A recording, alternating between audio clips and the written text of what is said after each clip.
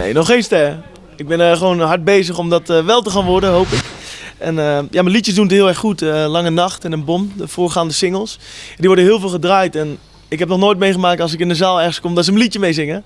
En bij deze liedjes wel, dus dat is heel fijn. Ik treed heel erg veel op en ik bracht eerst echt popmuziek uit. En dan merk je toch altijd dat wat moeilijker is. Vaak is op een feestje willen ze toch echt het feest hebben. Dus ik dacht, laten we gewoon eens wat proberen. Dus ik heb Een Lange Nacht toen uitgebracht. En echt na 3-4 maanden zong iedereen dat liedje opeens al mee. En op YouTube is het meer dan 220.000 keer bekeken. Ja, en Een Bom gebeurt hetzelfde eigenlijk bij. En dat gaat nog beter. Dus ja, ik denk echt door de gezelligheid en dat je toch een eigen sound probeert neer te zetten. Heel veel mensen die zijn mij achterna gereden, zeg maar, om hierheen te gaan. En ik treed op in een Mosquito Bar. En ja, er zijn denk ik 70 mensen meegekomen om te komen kijken. Ze zeiden toen van, heb je niet wat leuks dat we een fotokaart op de deuren kunnen plakken of iets? Of een sjaaltje? Ik zei, nou laten we het dan goed doen, laten we dan stickers maken. Dus iedereen rijdt met stickers met Henk Dissel erop. En maar dat is goede reclame, je hoort iedereen erover. Toen ik echt net begon, toen ik een jaar of 16 was, deed mijn zusje ooit mijn hives.